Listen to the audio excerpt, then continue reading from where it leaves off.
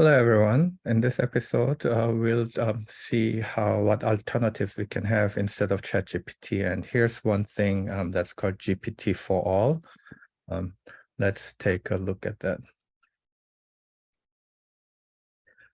So GPT4all is a smaller large language model than ChatGPT, but it's meant to be free so that many people can have access. It's not as powerful, but nevertheless, it gives nice answers. So if you're interested, the gpt4all.io, here you can install by Windows, OS X, or you can just use it like what I will do in Google Colab, and it can do the usual things that ChatGPT does, chatting, answering the questions and stuff.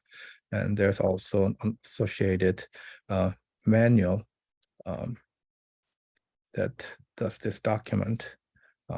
So you can look at how it does, and the video I'll show you is basically based on this instant tutorial. So the first thing you can do in Google Colab is have exclamation mark and install the GPT4all.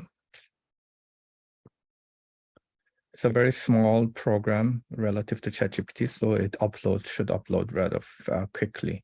And the merit is if you use Anaconda type, it will load the model on your local computer for your future purposes.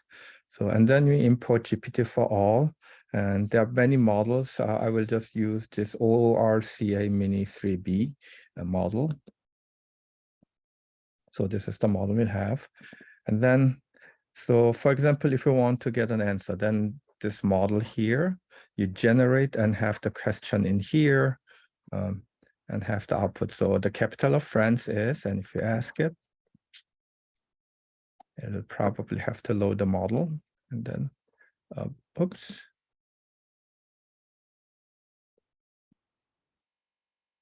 It's randomizing it. So yeah, so Paris is the correct answer.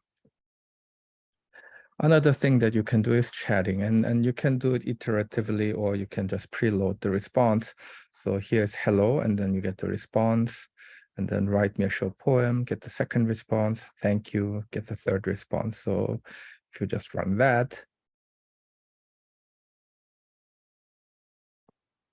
and here the temperature, that means that the randomization, if you set it to 0, it will always give the same answer. If you increase it, then it will just randomly pull different kinds of answers when you need some creative answers to this.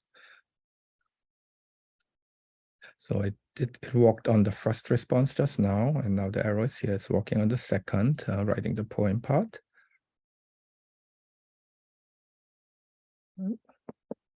Again, it's a smaller model, so it's slower and it's not as powerful, but still you get to see how ChatGPT kind of works. And this one is free.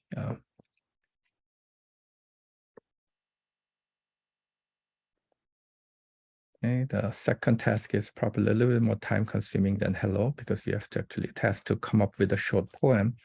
So it is taking a little bit more time. Okay, now it's done and it's working on answering the thank you part.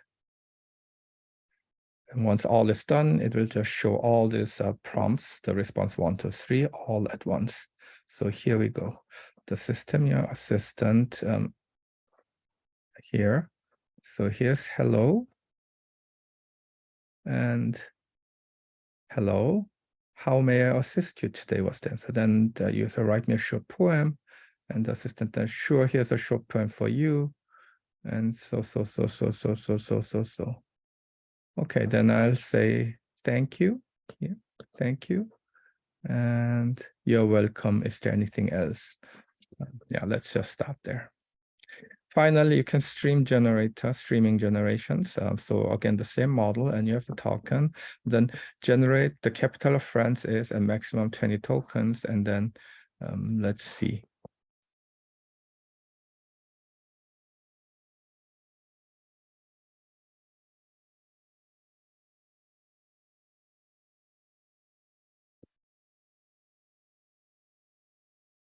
So Paris is a city that is famous for its art, culture, fashion, food, and history.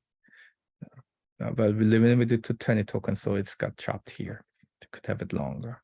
Anyway, so this is sort of, as you can see, we saw in earlier episodes about ChatGPT. This sort of does what ChatGPT does, but it's a bit of a small model, but it's free, so you can have and you can have more control over it. Okay. Thank you for watching this episode.